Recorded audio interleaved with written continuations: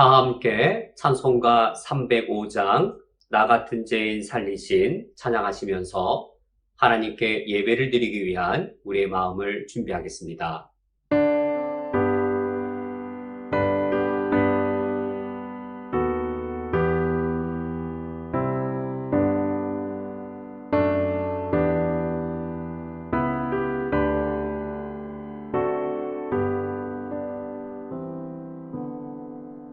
나 같은 죄인 살리신 주 은혜 놀라워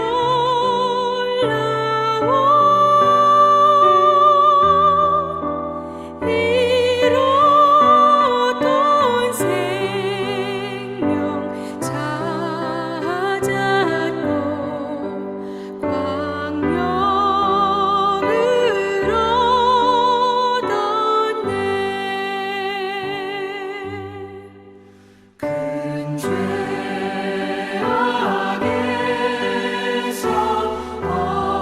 건지신 주 은혜 고마워. 나 처음 믿은 그 시간 귀하고 귀하다. 이제껏 내가 산 것도 주님의 은혜라. 또 나를 장차 본향에 인도해 주시리. 거기서 우리 영원히 주님의 은혜로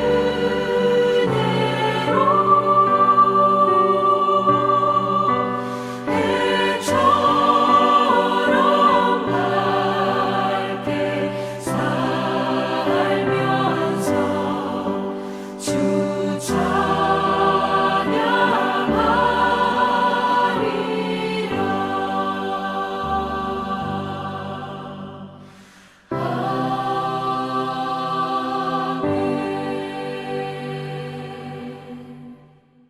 다 함께 사도신경으로 신앙 고백하심으로 일요 저녁 예배를 하나님께 드리겠습니다.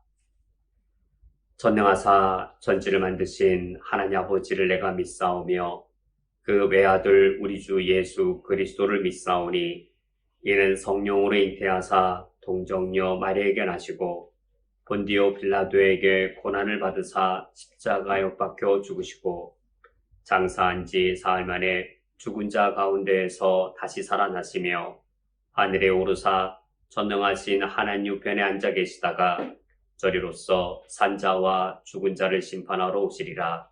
성령을 믿사오며 거룩한 공예와 성도가 서로 교통하는 것과 죄를 사하여 주시는 것과 몸이 다시 사는 것과 영원히 사는 것을 믿사옵나이다. 아멘.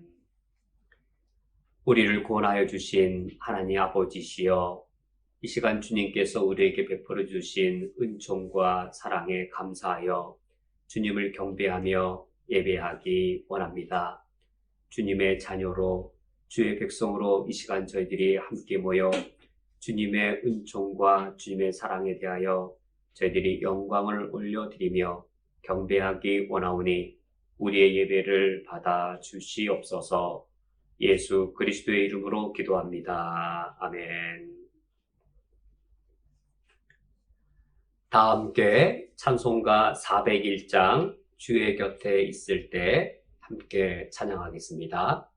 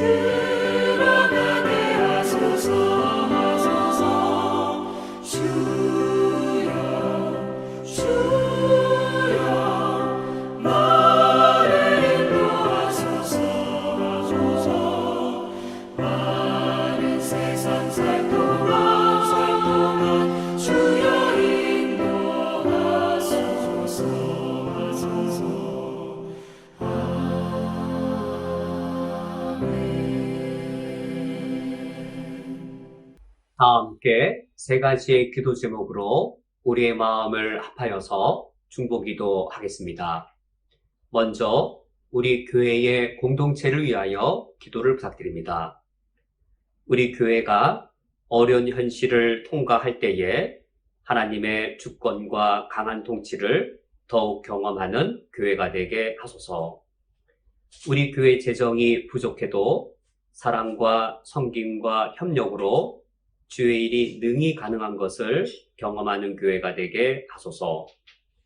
우리들이 서로 사랑과 나눔으로써 서로를 섬기는 세상 속의 아름다운 공동체를 경험하는 교회가 되게 하소서.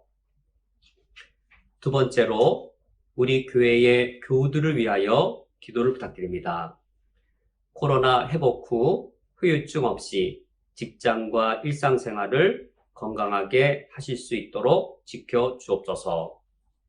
우리 자녀들이 장기화된 온라인 학교 수업 및 교회 생활의 문제를 겪지 않도록 지켜 주옵소서. 새로운 사업과 직장을 시작하고 또는 찾으시는 교우들의 길을 순적하게 열어 주옵소서. 세 번째로 쿠웨이트에 진출한 한국 기업체들을 위하여 기도를 부탁드립니다. 현재 건설 현장의 야간 작업 시기에 밤새워 일할 때에 건강과 코로나 감염의 위험에서 지켜 주옵소서. 직원들의 건강과 안전을 지켜가면서도 공사 기한을 최대한 단축할 수 있게 인도해 주옵소서. 이 어려운 시기에 경영진들을 위로해 주시고 담대함과 지혜를 주시어서 공사를 평안히 마치게 하옵소서. 우리가 이 시간 이상의 기도 제목을 가지고 마음을 합하여서 하나님께 기도하겠습니다.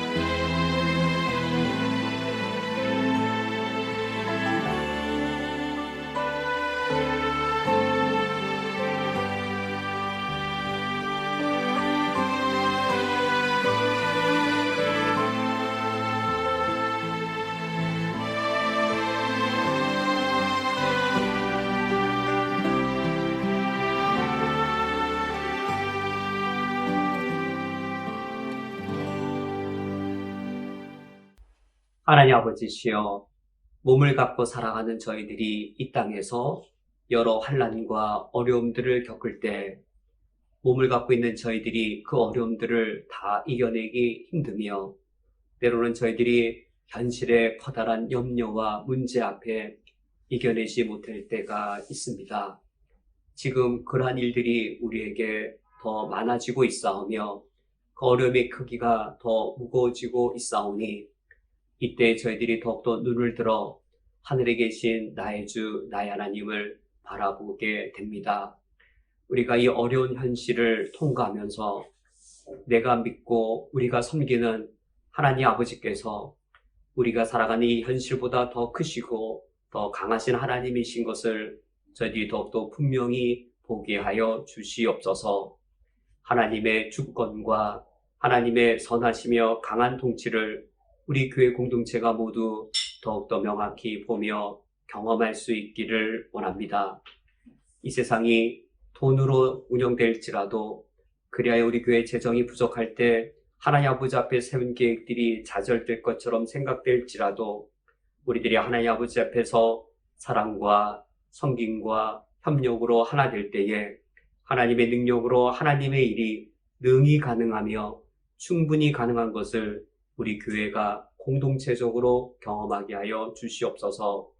이 세상은 돈에 의해 살아가고 돈을 의지하여 승리하고자 하지만 저희들은 하나님을 의지하고 주님을 바라보며 주의 일을 주의 방법으로 감당하는 교회가 더욱 되게 하여 주시옵소서. 이때 저희들에게 사랑과 나눔을 더욱더 풍성케 해주심으로 덜 힘든 사람이 더 힘든 이웃과 지체를 돌아보며 서로를 섬기어 세상 속의 아름다운 교회 공동체가 이 땅 속에 우리 삶 속에 이루어지게 하여 주시옵소서. 하나님 아버지여, 이 시간 저희들이 우리 교회 공동체에 여리고 아프고 힘든 상황에 있는 우리 형제자매들을 위하여 하나님 아버지 앞에 간구하오니 풍성한 사랑으로 인자의 풍성하심으로 우리의 기도를 꼭 들어주시되 속히 들어주시고 하나님의 풍성한 사랑으로 넉넉히 응답해 주시기를 원합니다. 코로나로 인하여 어려움을 겪었던 여러 가정들이 이제 회복되게 하신 것을 감사드립니다. 후유증이 없게 하여 주시옵고 직장 생활로 또 일상생활로 돌아갈 때에 건강을 더욱더 속히 회복해 주시어서 모든 일들을 무리 없이 감당할 수 있게 건강을 회복해 주시옵소서. 1년 넘도록 우리 자녀들이 온라인 수업을 하며 주일학교로 모이지 못하고 있습니다. 필요한 교육들의 어려움이 있사오며 또한 친구들과 어울려야 할 교제와 나눔도 가로막혀 있어서 매우 큰 어려움 중에 있습니다.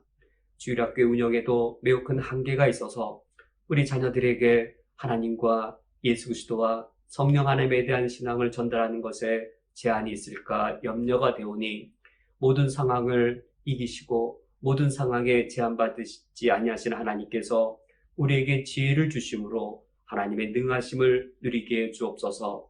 온라인 학교 수업의 어려움 속에 교회 생활의 어려움 속에 오히려 하나님의 능하신 하나님이 우리 자녀들을 직접 교육시키시며 또 이런 상황에 맞게끔 각 가정에서 우리 부모님들이 교사의 역할을 선생의 역할을 감당할 수 있도록 각 가정의 부모님들을 지키어 주시옵소서. 우리 형제 자매들 중에 새로운 사업을 또 새로운 직장을 시작하거나 찾는 우리 지체들이 있사오니 그 길을 순종히 인도하여 주옵소서. 믿음을 지키며 양심을 지키며 하나님의 법도 안에서 이 현실과 부딪힐 때에 믿음으로 부딪히오니 우리가 믿는 하나님께서 순종한 길을 열어 주시옵소서. 하나님 아버지시여, 이 쿠웨이트에 진출한 한국 기업체들이 여러 어려움들을 겪고 있습니다. 공사 기간이 이 예상보다 매우 지체되어지는 여러 어려움들이 있사오며 또 현장에 코로나 확진자가 늘어나는 매우 큰 위기도 있습니다. 현재는 또 야간 작업 시기이오니 이 어려운 모든 상황들 능히 잘 헤쳐나갈 수 있도록 쿠웨이트에 진출한 우리 한국 기업체들을 보호하시고 지키어 주시옵소서. 밤을 지새우며 일을 할 때에 모든 분들의 건강을 지켜주시되 코로나 감염의 위험으로부터도 지키어 주시옵소서. 회사에서는 직원들의 건강과 안전을 지켜나가면서도 그러나 하나님의 강한 섭리가 있어서 공사 기한을 최대한 단축할 수 있는 은혜의 길을 열어 주옵소서. 바로 이러한 시기에 경영진들이 얼마나 큰 마음의 부담과 어려움들을 겪겠는지요. 경영진들을 위로하여 주시고 용기를 주시며 담대함과 지혜를 주시어서 공사를 평안히 마칠 수 있도록 하나님의 선하심을 나타내 주시옵소서. 예수 그리스도의 이름으로 기도합니다. 아멘. 성경 봉독하겠습니다. 오늘 성경 말씀은 구약 성경 출애굽기 22장 28절부터 31절까지의 말씀입니다. 오늘 성경 말씀을 제가 봉독해 드리겠습니다. 너는 재판장을 모독하지 말라. 백성의 지도자를 저주하지 말지니라. 너는 내가 추수한 것과 내가 짜낸 즙을 바치기를 더디하지 말지며 내 처음 난 아들들을 내게 줄지며 내 소와 양도 그와 같이 하되 이래 동안 어미와 함께 있게 하다가 여드렛 만에 내게 줄지니라. 너희는 내게 거룩한 사람이 될지니 들에서 짐승에게 찢긴 동물의 고기를 먹지 말고 그것들에게 개에게 던질지니라. 아멘. 다 함께 기도하고 말씀을 듣겠습니다. 하나님 아버지시여, 주님은 우리의 왕이시며 저희는 주님의 백성입니다. 백성에 마땅한 본분은 왕의 법을 들으며 그 법을 순종하는 것이오니 오늘 주님의 말씀을 통하여 왕이신 주님께서 우리에게 명령하신 그 법도를 저희들이 잘 깨달아 알게 해 주옵소서. 예수 그리스도의 이름으로 기도합니다. 아멘. 우리가 오늘은 이스라엘 백성과 하나님 사이에 체결된 모세 언약 중에서 언약법전의 그 법령들을 계속하여 살펴보고자 합니다. 오늘 우리가 살펴볼 성경 말씀은 그 언약법전 중에 성경 본문으로는 출애굽기 22장 20절부터 31절까지 11개의 구절인데 우리가 오늘 언약법전에 바로 이 법령들을 살펴보려 합니다. 22장 20절부터 31절 이 11개의 구절이 어떻게 시작하고 어떤 법령으로 끝나는가 20절 말씀 우리가 오늘 처음 살펴보는 오늘 성경 본문 단락의 첫 번째 구절인 20절 말씀은 이렇습니다. 여호와 외에 다른 신에게 제사를 드리는 자는 멸할지니라. 하나님께서 여호와 외에는 그 어떤 신도 섬겨서는 안 된다라는 여호와 유일신 신앙을 요구하고 계시고 만약에 이 여호와 유일신 신앙을 어기고 다른 신을 섬긴다면 멸할지니라라고 사형을 명령하시는데 여기 멸하다라는 어휘가 우리가 여호수아서를 읽어보면 하나님이 진멸시켜 버리시죠. 바로 그 단어입니다. 멸절시켜버리고 진멸시켜버릴 정도로 하나님께서 매우 엄하게 엄중하게 사형을 명령하십니다. 우리가 오늘 살펴볼 언약법전의 첫 번째 구절은 이처럼 사형법에 속하는 세 가지 사형법 중에 마지막 사형법에 속하는데 이 사형법에 속하는 이 세 번째 여호와 유일신 신앙의 요구로 시작하여서 그 다음에 어떤 요구로 진행되어지다가 맞춰지는가 22장 마지막 구절 우리가 오늘 살펴볼 마지막 구절인 31절은 이렇습니다. 너희는 내게 거룩한 사람이 될지니 바로 거룩한 사람에 대한 요구인 것이죠. 그것을 위해서는 들에서 짐승에게 찢긴 동물의 고기를 먹지 말고 그것을 개에게 던질지니라 라고 하여서 거룩성의 요구로 끝나고 있습니다. 우리가 오늘 살펴볼 본문을 이처럼 22장 20절부터 31절로 이렇게 잘라놓고 보면 여호와 유일신 신앙으로 시작하여서 어떤 요구들이 뒤따라 나오냐면 여호와를 유일하게 섬기는 백성들은 거룩한 사람이 되어야 된다라고 거룩성을 요구합니다. 거룩성을 요구하는 법령들이 바로 그 21절부터 31절까지 이 10개의 구절들인 것이죠. 여호와 하나님을 참 하나님으로 유일하게 섬기는 백성들이라면 너희들은 거룩한 백성이 되어야 된다라는 요구인데 이러한 유일신 신앙의 요구와 거룩한 백성의 요구, 거룩성의 요구가 구약 성경을 보면 하나의 쌍으로 밀접하게 붙어서 요구되어집니다. 이 두 가지가 별개가 아닙니다. 이 두 가지가 하나로 붙어서 우리에게 요구되는 것이죠. 그리고 하나님을 참되게 섬긴다면, 유일한 하나님 섬긴다면 거룩한 백성이 되어야 된다는 요구는 신약 시대까지 이어집니다. 우리가 산상수훈에서도 예수님께서 하나님께서 거룩하신 것처럼, 아버지가 거룩하신 것처럼 너희들도 거룩하여라 라고 하여서 신약 시대에 우리들도 여전히 거룩한 백성의 요구를 받고 있고, 그것이 얼마나 강력한 요구인지 신약 백성의 이름 자체가 거룩한 무리, 성도입니다. 우리가 구원받은 것이 성화, 거룩하게 되는 것이고, 그래야 이름이 성도입니다. 그리고 우리 안에 내주하시는 하나님의 이름 자체가 거룩하게 하시는 영이신 성령이십니다. 성령의 이름은 거룩한 영이라는 뜻이 아니고 거룩하게 하시는 영이라는 성령 하나님의 사역이 이름이 되신 것이죠. 이처럼 하나님 한 분만을 섬긴다면 거룩한 백성이 되라고 하는 거룩성의 요구가 신구약 성경 전체를 거쳐서 우리에게 강력하게 요구되고 있습니다. 물론 우리 신약 시대에는 요구가 하나 더 있지요. 하나님 외에는 참신이 없습니다. 참 하나님은 여호와 한 분밖에 없습니다.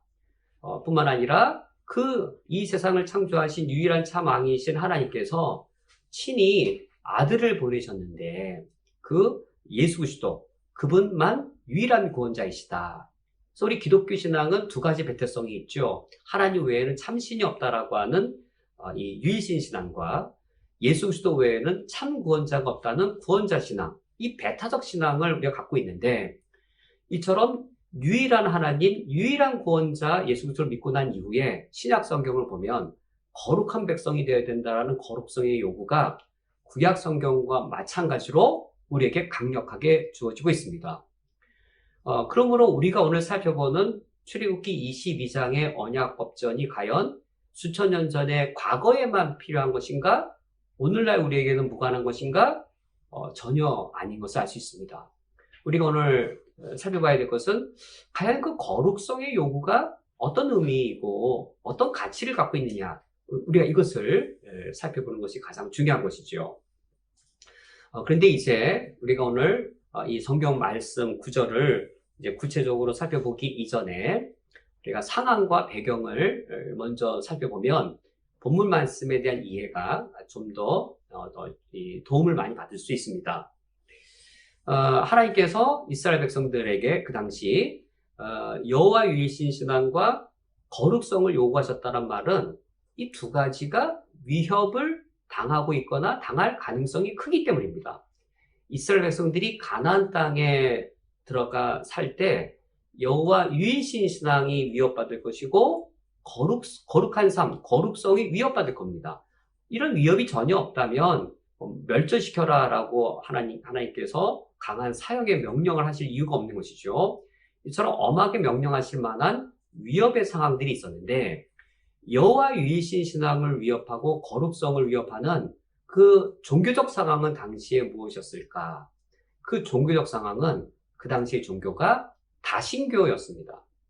이스라엘 백성들이 구원받은 애굽 땅도 다신교였고, 이스라엘 백성들이 광야 생활을 거친 후 가나안 땅에 들어가 살 때에도 다신교였습니다. 애굽 땅이든 이스라엘이든 다 다신교였습니다. 다신교가 무엇인가? 그 의미는, 다신교란 어떤 하나의 종교에 신이 하나가 있는 것이 아니고 하나의 종교 안에 여러 신들이 함께 있습니다. 이를테면 하늘신, 땅신, 바다의 신, 여러 폭풍의 신, 하나의 종교 안에 여러 신들이 있는 것이죠. 그게 다신교입니다.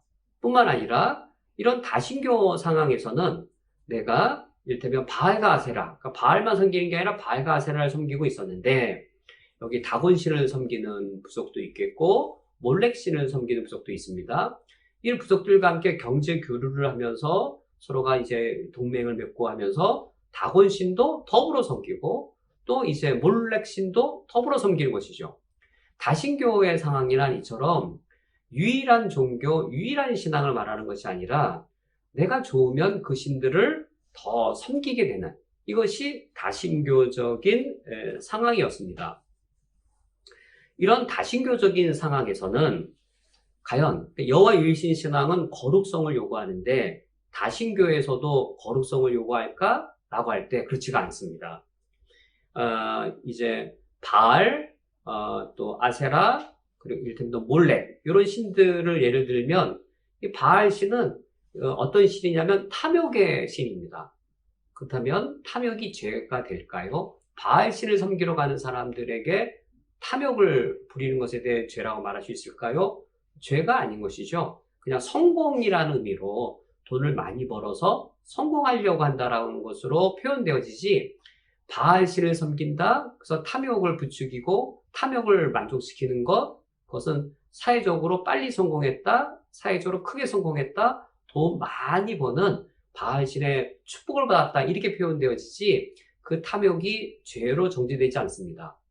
그런데 여호와 유일신 신앙을 섬기는 이스라엘 종교에서는 10번째 계명에 내 이웃의 소유를 탐내지 말라라고 하여서 탐심이 정죄당합니다. 바알과 하나의 커플을 이룬다고 봐야 되겠죠. 아세라의 신의 경우는 성적인 음욕의 신이었습니다. 그러므로 이 성전에 성창들이 있었던 거죠. 신전 창기들이 있었죠. 이런 것에 음욕이 죄로 여겨질까? 아니죠. 그건 죄로 여겨지는 것이 아니라 죄의 행사로 여겨져서 전혀 죄가 아닙니다. 그러나 여호와 하나님을 섬기는 이 이스라엘에게 있어서는 제7계명, 그건 간음으로 여겨져서 죄로 여겨지는 것이죠. 아주 놀라운 것은 몰렉신, 그러니까 몰렉 또는 몰록, 그러니까 이제 히브리어 고대어 발음으로 이게 몰렉으로 읽어야 될지 몰록으로 읽어야 될지 또는 같이 또 쓰여지기도 하는데 또는 같은 실입니다. 몰록, 몰렉 같은 실인데 레위기 20장 2절을 보면 너는 이스라엘 자손에게 또 이르라 그가 이스라엘 자손이든지 이스라엘에 거류하는 거류민이든지 그 자식을 몰렉에게 주면 반드시 죽이되 그 지방 사람이 돌로 칠 것이요 라고 하여서 이 당시에 몰록 또는 몰렉 신을 섬기게 되어지면 자기 자녀를 심지어 이렇게 제물로 바치고 불 가운데 지나가게 하는 이런 자녀를 드리거나 심지어 사람을 희생제물로 공양하는 일들이 이방 종교에 있었습니다. 하나님 그걸 금하신 것이죠. 이처럼 여호와 유일신 신앙과 거룩성을 요구하는 이 언약법전의 내용은 그냥 아무런 위협이 없는 상황에 주어진 것이 아니라 이처럼 다신교적 상황에서 다신교는 뭘 요구하지 않는가? 거룩성을 요구하지 않는 겁니다. 오히려 도덕적인 타락을 허용하는 겁니다. 다신교 상황에서 도덕적인 그 타락과 더러운 것들을 오히려 탐욕을 바알 신학이 정당화해 줍니다. 탐욕을 부리는 것이 죄가 아니라 바알 신학은 정당화해 주고 아세라 종교의 아세라 신학은 성적인 문란을 신학적으로 정당화해 주는 것이죠. 너무 다른 것이죠. 여호와 유일신 신앙은 거룩성을 요구하는 것에 비해 다신교 상황에서는 오히려 그런 인간의 욕망이나 욕구들을 그들의 종교의 이름으로 정당화해주고 그것을 부추겨주는 것이죠. 이것이 정반대의 입장인 것이죠.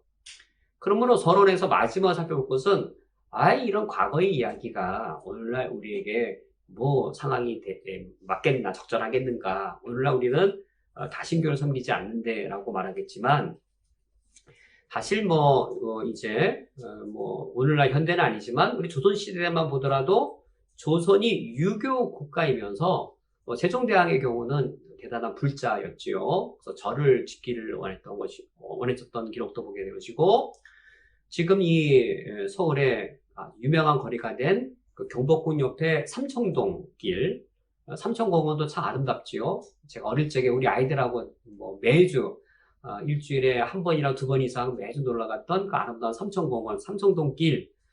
그 삼청이라고 하는 것이 삼청, 도교의 그 용어입니다.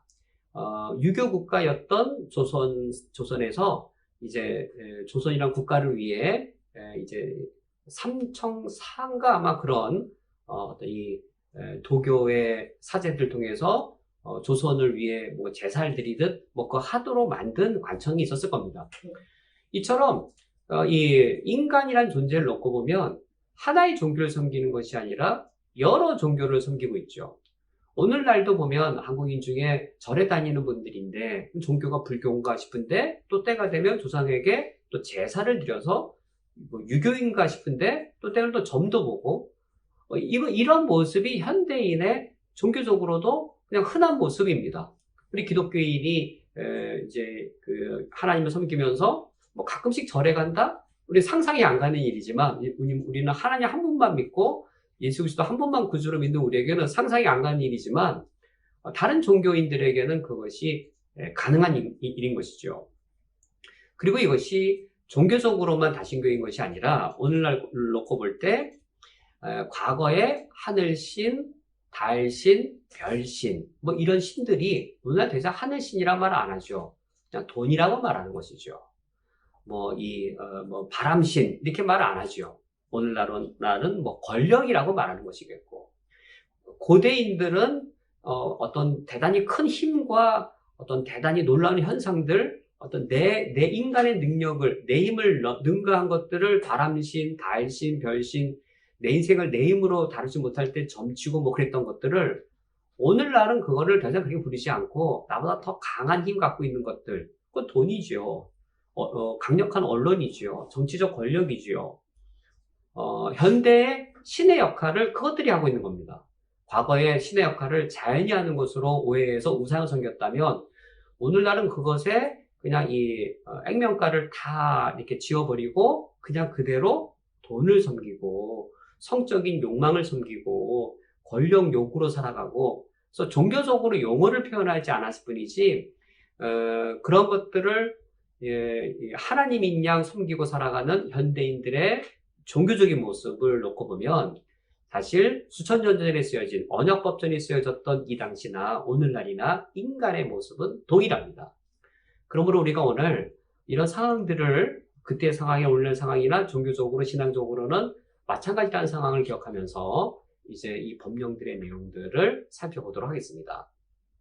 그러면 하나님께서는 그 당시에 다신교라는 종교 상황과는 매우 다르게 하나님 한 분만을 섬기도록 명령하셨는데, 이러한 유일신 신앙을 요구하신 이후에 그의 백성들, 그러니까 이스라엘 백성에게 어떠한 윤리적 삶을 살아야 한다라고 명령하셨는지요.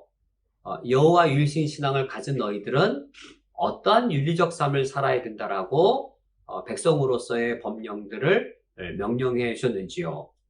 우선 여호와 유일신 신앙, 이 법령에 이어서 곧바로 따라 나오는 네 가지의 명령을 볼 수 있는데, 이 네 가지 명령이 누구를 위한 것이고 누구를 대상으로 한 것인지 한번 우리가 그걸 관심 갖고 볼 수 있기 원합니다. 21절부터 27절까지의 본문인데 여기에 네 가지의 법령들이 있습니다. 첫 번째는 이제 이방 나그네를 위한 법령인데 21절에 너는 이방 나그네를 압제하지 말며 그들을 학대하지 말라. 여기 이방 나그네란 지나가는 과객이 아니라 이제 이스라엘 나라 땅 안에 함께 거주하고 있는, 그러나 혈통이 유대인이 아니고 혈통이 이스라엘 백성이 아니고 이방인인 것이죠.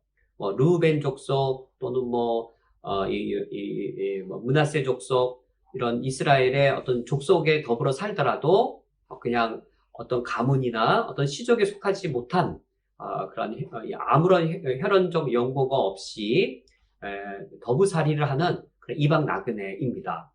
그들을 학대하지 말라라고 하나님이 명령하고 있습니다. 두 번째 대상은 22절의 과부와 고아인데, 이 두 번째 법령은 22절부터 24절까지 이제 과부와 고아를 위한 명령입니다.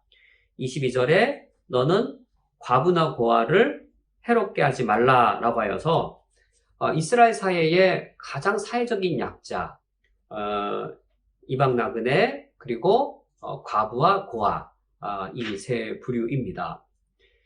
이 세 사람들에게는, 이 세 부류의 사람들에게는 아주 중요한 것들이 없었는데, 이방 나그네는 땅이 없는 사람입니다. 이방인이어서 분배받은 땅이 없지요. 이제 다른 모든 이스라엘 민족들은 12지파대로 땅을 분배받아서 그 땅을 기반으로 이제 경제적 삶의 영위가 가능하지만 이방 나그네는 땅이 없는 사람이었습니다. 과부와 고아, 그들은 물론 혈통적으로는 이방인이었지만 과부는 남편이 없었고 그리고 고아는 부모가 없는 사람들이었습니다. 즉 자신을 지켜주거나 먹여주거나 자신의 삶을 보호해줄 그런 대상, 아버지나 어머니 또는 남편이 없는 대상들이었습니다. 즉 이 착취하기에 쉬운 대상들인 것이죠. 이처럼 땅이 없고 또는 남편이나 부모가 없는 이들을 학대하지 말라, 해롭게 하지 말라라는 것이 이제 첫 번째, 두 번째 법령이었습니다. 세 번째와 네 번째 법령은 이제 가난한 사람에 대한 하나님의 법령입니다. 가난한 사람들에 대하여 이제 두 가지를 명령하시는데, 가난한 사람이 이제 아무것도 갖고 없기 때문에 이제 돈을 빌릴 수 있겠고, 또는 돈을 빌릴 때 자신의 겉옷을 맡기고 돈을 빌릴 수 있겠지요.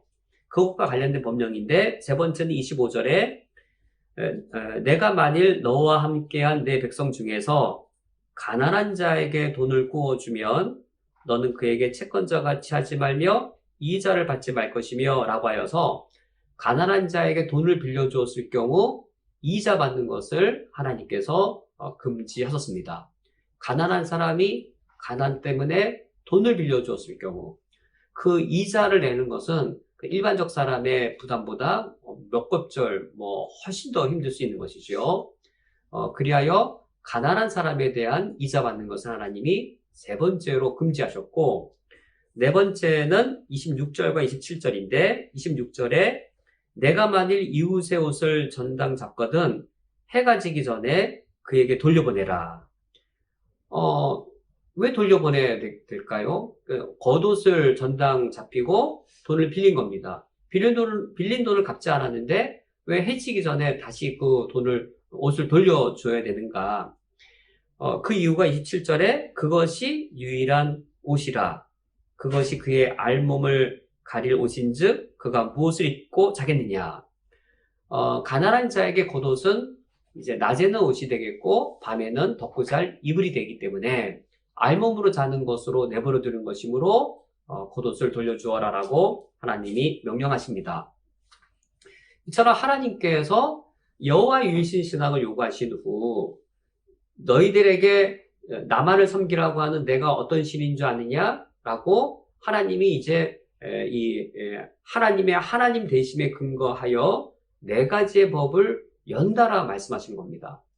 이런 네 가지의 하나님을 여호와 하나님을 유일한 신으로 섬길 자들은 하나님을 대상으로 해서 유일한 참신으로 섬겨야 되지만 그렇게 여호와를 유일한 신으로 섬기는 이스라엘 백성들이라면 이제 누구를 상대할 것이냐면 이방 나그네를 상대할 때 땅이 없는, 그리고 과부를 상대할 때 남편이 없는, 그리고 고아를 상대할 때에 부모가 없는, 그리고 가난한 자를 상대할 때에 돈이 없는, 그때 너희들이 어떠한 윤리로 살아가는 것이 여호와 하나님을 섬기는 신앙과 조화를 이루겠느냐. 하나님께서 지금 그것을 법령으로 명령하신 것이죠. 여호와 하나님을 유일한 신으로 섬길 때에 그때 윤리적 선과 악의 기준이 있는 겁니다. 해서 되고 해서는 안 되는 어떤 윤리적 기준이 있는 것이죠. 그 기준이 무엇이겠는지요. 우리가 이 법령들을 보면서 여호와 하나님을 섬기며 살아가는 이스라엘 백성들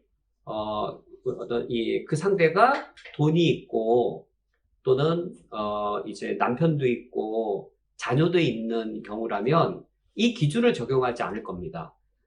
이 기준 대신에 이제 우리가 몇 주 전에 살펴본 것처럼 공정과 공평의 기준으로 이제 이스라엘 백성들 간에 서로의 선과 악을 나누면 됩니다. 서로가 이 동등하게 재산이 있거나 동등하게 권한이 있으면 이제 그들 사이 안에서 공정과 공평의 원리로 선과 악을 따지면 될 겁니다. 그러나 상대가 그러한 어떤 정상적인 재산이나 건강이나 어떤 사회적인 지위나 법적인 권한을 갖고 있는 사람이 아니고 법적으로는 외국 나그네여서 그 누구의 도움도 받을 수 없고, 그리고 사회적으로 또 그 당시가 혈연 사회인데 부모나 남편이 없는 그런 이 상황에 놓여 있거나, 또 너무나도 가난하여서 내가 먹고 살 돈이 없는 그런 가난한 사람들을 내가 상대할 때에는 윤리적 기준 자체가 달라지는 겁니다. 왜냐하면 하나님이 어떤 하나님이신가 생각해 볼 때에 윤리적 기준은 달라질 수밖에 없는 겁니다. 우리가 이제 살펴봐야 될 것은 이 네 가지의 법령들, 하나님이 이것을 지키라고 명령하실 때 그때 윤리적 기준이 어떻게 바뀌는가. 그전에는 공정과 공평을 기준으로 하여 하나님께서 옳고 그름을 다루셨다면, 그래야 이제 배상도 4배로 해라, 5배로 해라, 뭐 이런 등등, 그렇게 해서 하나님이 올바름을 지켜오셨다면, 지금 이와 같이, 이스라엘 사회 안에, 가장 사회적 약자를 대상으로 하여서는 하나님께서 어떻게 윤리적 기준을 바꿔 가시는가, 그것을 볼 필요가 있겠습니다. 먼저 다시 이제 21절로 되돌아오시면 21절에 너는 이방 나그네를 압제하지 말며 학대하지 말라라고 하면서 그렇게 하나님이 명령하시는 이유가 무엇이고 동기가 무엇인가, 다시 말해서 그렇게 해서는 안 될 윤리적 기준이 무엇인가입니다. 그 윤리적 기준이 또는 윤리적 근거, 윤리적 동기가 무엇이냐면 21절 하반절에 너도 애굽 땅에서 나그네였음이라 라고 하여서 지금 가나안 땅에 이스라엘 백성들의 에게 더불어 살고 있는 지금 이 이방 나그네, 그런데 그들이 애굽에 있을 때 바로 그들의 처지였습니다. 애굽 땅의 나그네, 그들이 바로 애굽 땅의 나그네여서 현재 이스라엘이 과거에 애굽에서 가졌던 그 신분, 그들과 똑같은 신분이었습니다. 너희들이 과거에 애굽 땅에서 나그네였는데 지금 너희와 함께 살아가는 이방 나그네, 과거에 너희들과 똑같은 신분이었다라는 것이지요.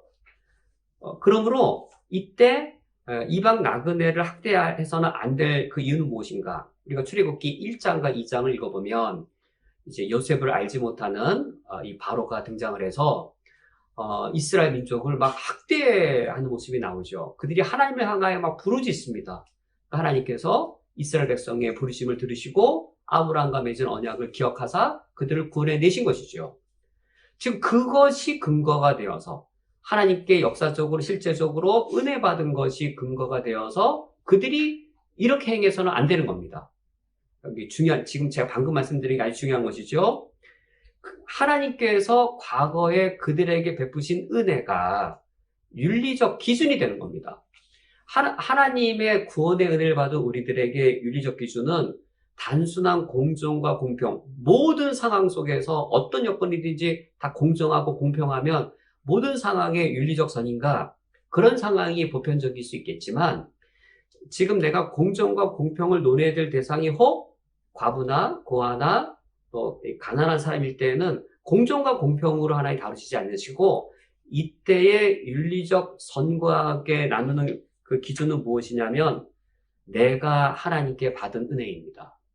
내가 하나님께 받은 은혜가 지금 과거에 나와 똑같은 상황에 놓여져 있는 누군가가 있다면 내가 하나님께 받은 은혜가 윤리적 선과하게 그 기준이 되어서 내가 그에게 베풀어야 할 은혜가 되는 겁니다.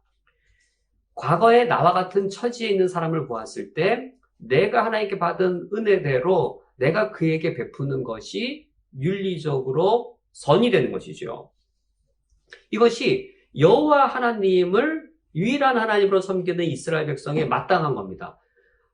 이스라엘 백성들이 왜 하나님을 유일하게 섬기냐면 유일한 참 구원자이시기 때문에 섬기는 것이죠. 유일한 참 구원자, 유일한 참 구원자를 섬긴다 하실 때 하나님이 내게 베풀어 주신 그 구원의 은혜가 윤리적 선과의 기준이 되어서 과거에 나와 똑같은 상황에 있는 사람에게 이제는 내가 그에게 은혜를 베푸는 것, 이것이 구원받은 이후 백성이 살아가야 할 윤리적인 삶의 기준이 되어지는 것이죠.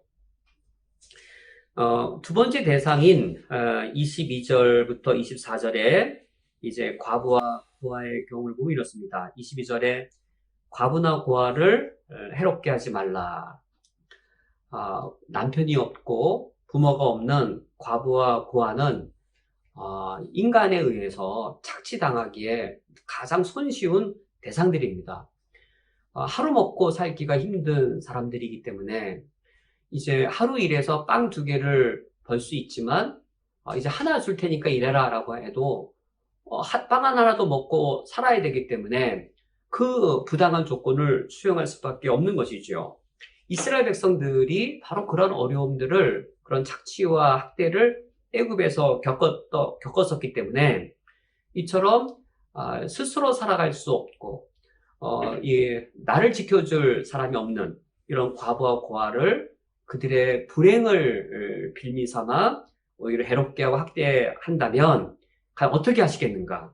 하나님께서 이렇게 말씀하십니다. 23절, 내가 만일 그들을 해롭게 함으로 그들이 내게 부르짖으면 내가 반드시 그 부르짖음을 들으리라. 출애굽기 2장의 말씀을 기억나게 하는 장면이지요. 출애굽기 2장에서 애굽 왕 바로에게 그들이 학대당하였을 때 그들이 하나님을 향하여 부르짖었더니 하나님이 그 부르짖음을 들으시고 아브라함의 언약을 기억하셨습니다. 오늘날도 마찬가지일 겁니다. 우리나라의 대기업이 횡포를 부려서 작은 중소기업들을 학대하고 이 부당하게 하도급 준 이후에 막 후려쳐버리고 그리하여 배 떵떵 부리며 살고 있는 대기업에 혹시 악독한 이 대기업 관련된 사람들이 있다면 결코 하나님께서 묵과하지 않으실 겁니다.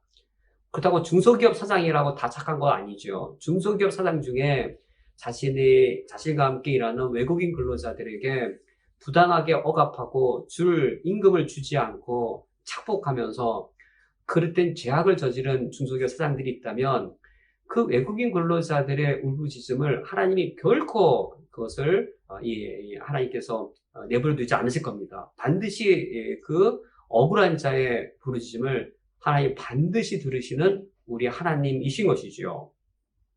하나님께서 그 부르짖음을 들으실 때에 어떻게 응답하실 것이냐면 24절 말씀에 나의 노가 맹렬함으로 내가 칼로 너희를 죽이리니 너희 아내는 과부가 되고 너희 자녀는 고아가 되리라. 하나님께서 바로 이 똑같은 일을 열재앙을 통하여서 애굽에게 내리셨습니다. 바로 왕에게 내리셨습니다. 그런 하나님이십니다.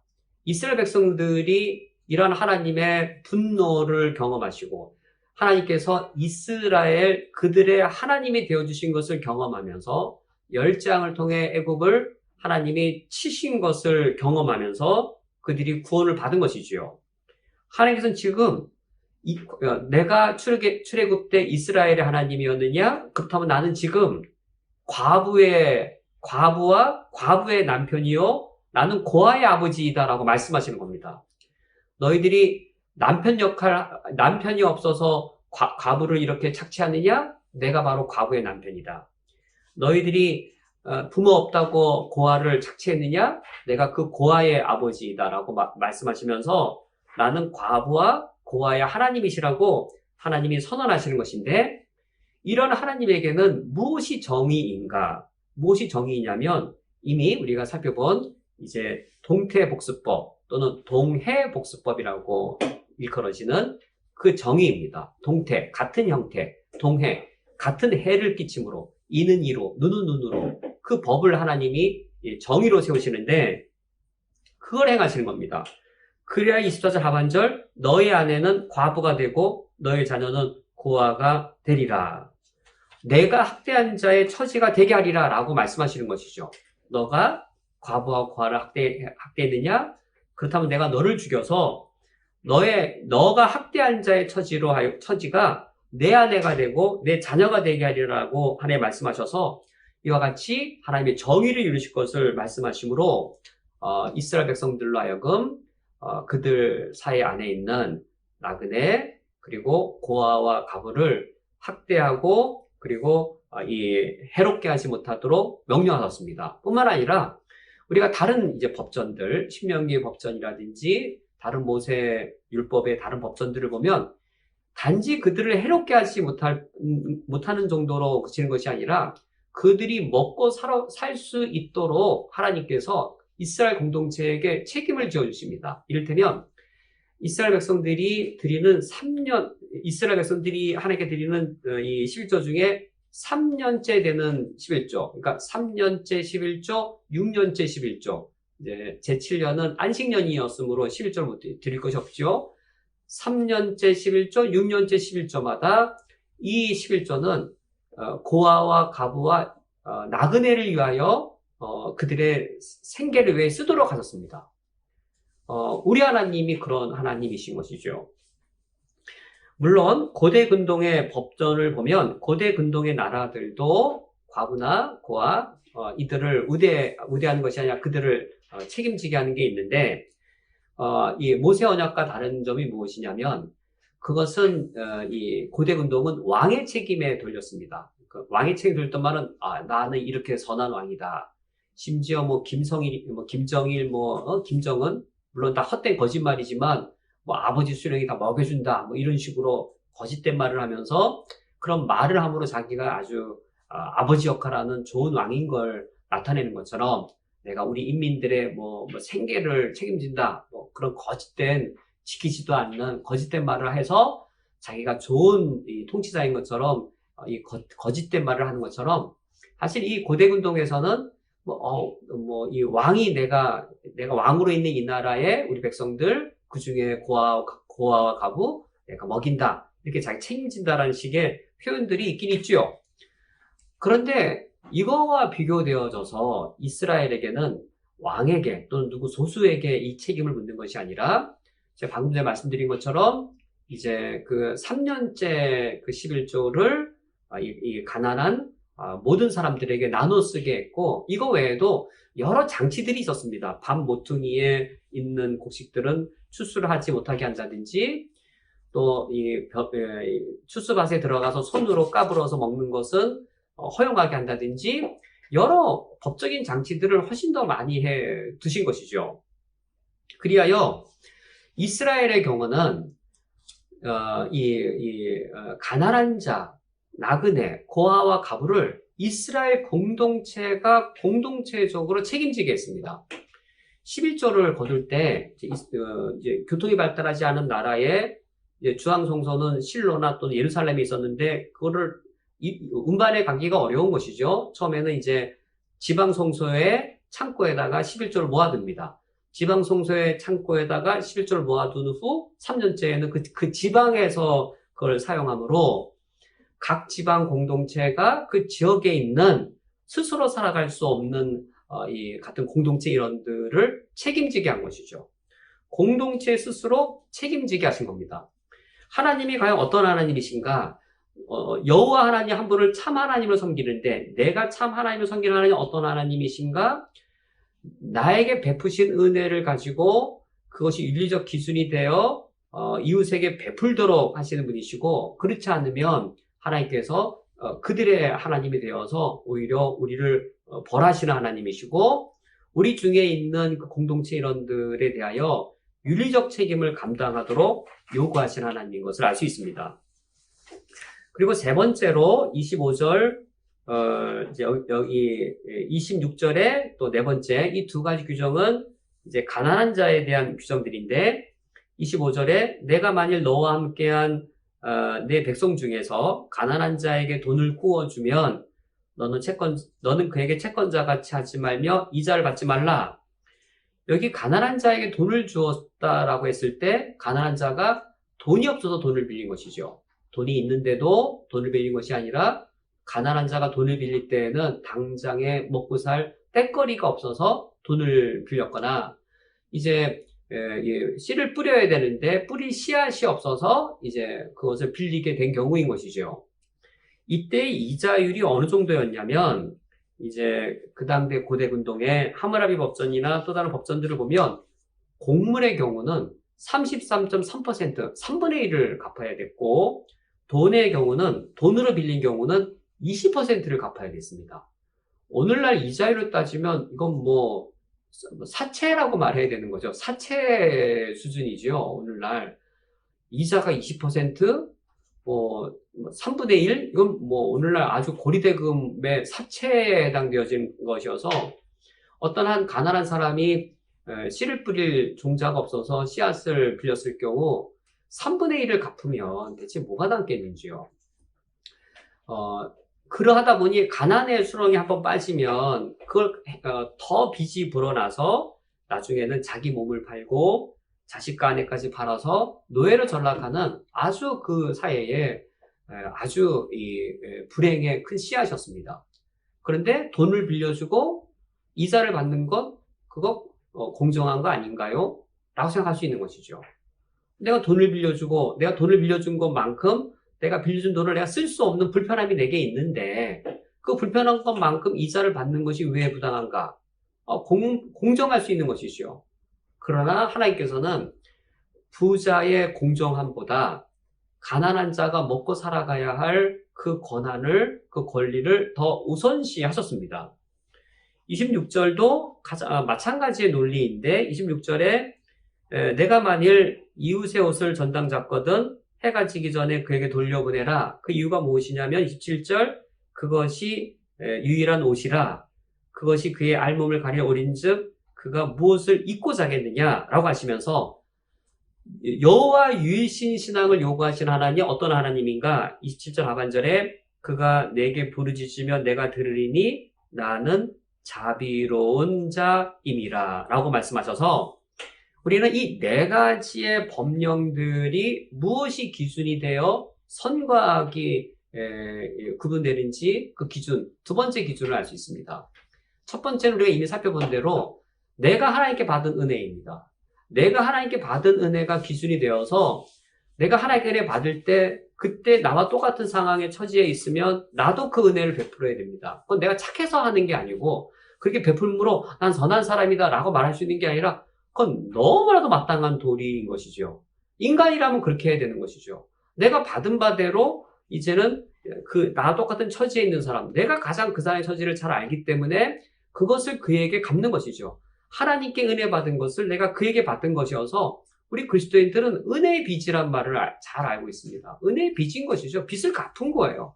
하나님께 받은 것을 하나님께 갚는 게 아니라 하나님께 받은 것을 나와 똑같은 처지에 있는 나의 형제에게 그것을 은혜를 베풀므로 은혜 베푼다는 표현도 약간 적절하지 않은 것 같네요. 그 하나님께 받은 은혜의 빚을 내가 갚았을 뿐인 것이죠. 이것이 기준이 될 뿐더러 또 하나는 공정과 공평함이 기준이 되어지는 것이 아니라 27절 하반절대로 나는 자비로운 자임이라 라고 하여서 하나님의 자비로우심이 기준이 되어지는 겁니다. 하나님의 자비로우심이 기준이 되어지기 때문에 공정과 공평은 어떤 면에서 합법적이겠죠. 공정과 공평을 좀 넘어서면 윤리적이거나 도덕적이라 할 수 있겠죠. 그러나 하나님의 자비로우심이 기준이 되어질 때에는 우리 인간 차원의 윤리적인 것, 인간 차원의 도덕적인 것을 월등하게 뛰어넘어 버리게 되었습니다. 하나님의 자비로우신 만큼 우리가 자비로울 수 있을까요? 월등하게 뛰어넘어가게 되는 것이죠. 이 네 가지의 법령들을 놓고 볼 때 내가 하나님께 자비로우신 하나님의 은혜 받은 것이 기준이 되어지고 그래서 경험으로 압니다. 이 어느 정도가 하나님의 자비인지 최소한 내가 받은 자비를 보면 알고 있습니다. 그리고 우리가 하나님의 자비로우심, 특히 십자가를 기억할 때 하나님의 자비의 기준이 뭔지를 압니다. 우리가 알고 있는 하나님의 자비가 기준이 되어서 우리가 윤리적으로 살아가면 결과는 이겁니다. 가나안 땅에 이렇게 살아가는 부족, 단 한 부족도 없었습니다. 블레셋 이렇게 안 살았습니다. 아모리 족속 이렇게 안 살았습니다. 모압 이렇게 안 살았습니다. 가나안 땅에 여호와 하나님을 유일하게 섬겨서 이와 같이 살아가는 백성들, 이스라엘 백성 유일하게 구별되었습니다. 이스라엘 백성들만 이렇게 다른 가나안 부족들과 다르게 살았습니다. 구별된 백성이었습니다. 그 구별된 백성이 바로 그 의미가 거룩입니다. 여호와 하나님을 유일하게 섬긴다는 것과 그러므로 이스라엘 백성들이 거룩한 백성이 되어진다는 것이 하나님이 누구신가? 하나님은 어떤 분이신가? 하나님은 자비로우신 분이시구나. 그 자비로우심이 내게 어떻게 은혜로 누려졌는가? 이것을 기억할 때 그것이 윤리적 기준이 되어 살아가면 구별된 백성이 되어지고 구별된 백성이 되어짐으로 거룩한 백성이 되어지는 것이지요. 이제 마지막으로 살펴볼 것은 거룩함의 구별됨이 갖는 그 의미입니다. 이스라엘 백성들이 하나님이 명령하신 그 윤리 수준대로 살아간다면, 이를테면 하나님께 받은 은혜를 기준으로 삼고 또 하나님의 인자하심을 기준으로 삼아서 윤리적으로 도덕적으로 살아간다면 가나안 땅에 모든 이방 민족으로부터 구별된 민족이 될 것입니다. 이처럼 거룩하게 구별된 것의 의미가 무엇인가 하는 겁니다. 그것을 우리가 오늘 읽은 본문 마지막 부분 29절부터 31절에서 우리가 발견할 수 있습니다. 29절과 30절은 하나님께 곡물, 그리고 아들, 그리고 가축, 이 세 대상의 첫 번째 것들을 하나님의 소유로 드려라 라는 명령인데, 29절 말씀에 너는 내가 추수한 것과 내가 짠 즙을 바치기를 더디하지 말지며, 이것은 곡물에, 이 구절 자체는 안 나타나지만 곡물의 첫 곡식을 하나님께 드리라고 하는 것이고, 29절 하반절에 내 처음 난 자녀들을 내게 줄지며 라고 하여서 이제 장자를 하나님께 소유로 드릴 걸 명령한 것이고, 30절에 내 소와 양도 그와 같이 하되 이래 동안 어미와 함께 하다가 여드렛 만에 내게 줄지니라 라고 하여서, 우리가 이제 다른 법전들의 내용과 종합해 보면 사람과 짐승 모든 곡물의 첫 번째 것을 하나님께 드리도록 하나님 명령하셨습니다. 내 소유 중에 첫 번째 거를 하나님께 드린다라는 사실은 내 소유 전체의 주인이 하나님이신 것을 고백하는 것이죠. 여기서 한 가지, 자녀를 어떻게 하나님께 드리느냐, 자녀를 하나님께 드린다 했을 때 그 구체적인 방법은 출애굽기 13장 13절 말씀에 의하면 자녀를 죽이는 걸 말하는 것이 아니고 이제 자녀를 대속하기 위해 양을 드리는 것이었습니다. 양을 하나님께 드림으로 이제 나의 장자가 하나님의 소유인 것을 드러내는 것이죠. 구약 성경에 유사한 논리가 있는데 12지파 중에 레위 지파를 하나님께 드림으로 이스라엘 민족 전체가 하나님의 소유된 백성이 되었습니다. 우리 가족의 장자를 하나님께 소유로 드림으로 우리 가족 전체가 하나님의 소유가 되어집니다. 바로 이게 거룩의 의미입니다. 거룩이라고 하는 것은 어떤 의미냐면 여러 무리들 중에서 구별시켜내요. 그래서 이 구별되었다라고 하는 것에 거룩의 첫 번째 의미가 있고, 여러 무리들 중에 구별시켜내어 하나님께 전적으로 드림, 이게 거룩입니다.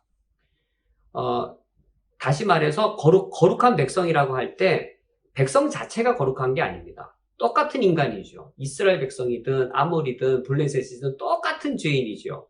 이스라엘 백성들이 거룩해서 거룩한 성품과 거룩한 어떤 이 고결한 인격의 그런 존재가 아니고 다 똑같은 이 죄인이죠. 어떤 한 양이 거룩한 양이 되었을 때는 이 양이 다른 양보다 거룩해서가 아니라 하나님께 드려지기 위해 구별되어서 거룩한 거죠. 구별되어서 그 다음에 하나님께 드려졌기 때문에, 하나님의 소유가 되었기 때문에 거룩한 양인 겁니다. 하나님께 드리기 위하여 구별하였고 구별된 것을 하나님께 드리는 것이죠. 이스라엘 백성들이 왜 구별되어진 것이냐면 하나님의 소유로 드려지기 위하여 구별된 것이죠. 하나님이 나의 왕이시고 하나님이 나의 주인이신 것이죠. 그리하여 하나님의 소유가 된 우리가 하나님께 거룩하게 된 겁니다.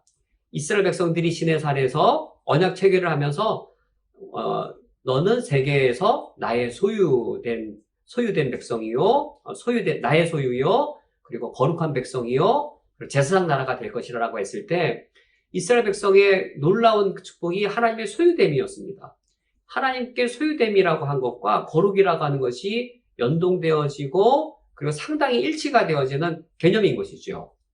하나님께서 이스라엘 백성들에게 너는 나만을 섬기라라고 말한 이후에 이방 민족 중에 구별시키신 후 하나님의 소유로 삼으시는 것이죠. 그리하여 우리가 마지막 읽은 31절 너희는 내게 거룩한 사람이 될지니 들에서 짐승에게 찢긴 동물의 고기를 먹지 말고 그것을 그에게 던질지니라. 거룩한 사람의 표시로서 이제 한 예로 찢긴 동물의 고기를 먹지 말라라고 되어 있는데 이런 규정은 구약 성경에 나와 있는데 해석할 만한 것들은 다른 부분들이 없어서 이제 가장 보편적 학자들 해석은 이 행위가 찢겨 죽은 이 동물이 의식적으로 부정한 것이므로 먹었을 때 부정해진다 정도밖에 해석을 제가 찾지를 못했습니다. 어쨌든 이 의미는 명확합니다. 이 구절 자체에 이 규정의 의미를 현재 찾기엔 곤란함이 있어도 전체 문맥에서 31절 너희는 내게 거룩한 사람이 될지라라는 말의 의미는 명확하게 찾을 수 있습니다. 이겁니다. 이스라엘 백성들이 종교적으로 애굽 사람처럼 애굽 사람을 닮아서 하나님을 섬겨야 되지 않을 뿐만 아니라 그들이 삶에 있어서 윤리적으로도 이 애굽 사람처럼 살아서는 안 되는 것이죠. 애굽 사람들과 달라야 되는 것이죠.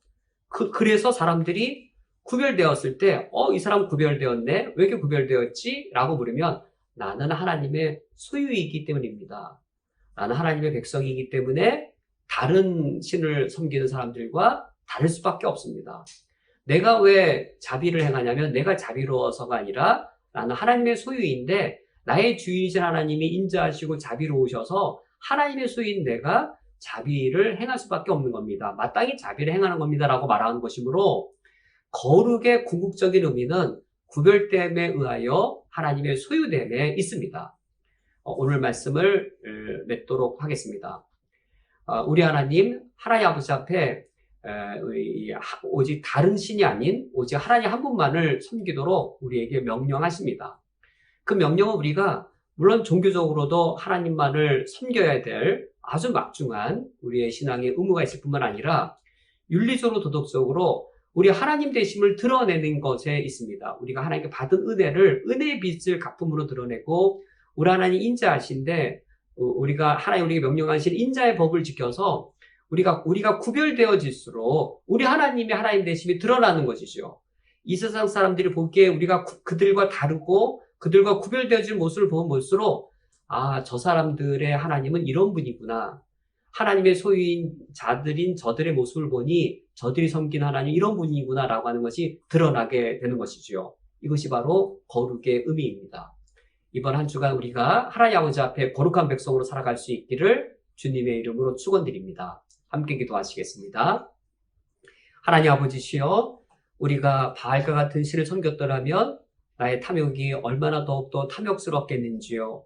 만약 내가 아세라와 같은 자를 나의 참신으로 섬겼더라면 내가 얼마나 더럽고도 더러운 삶을 살고 있겠는지요.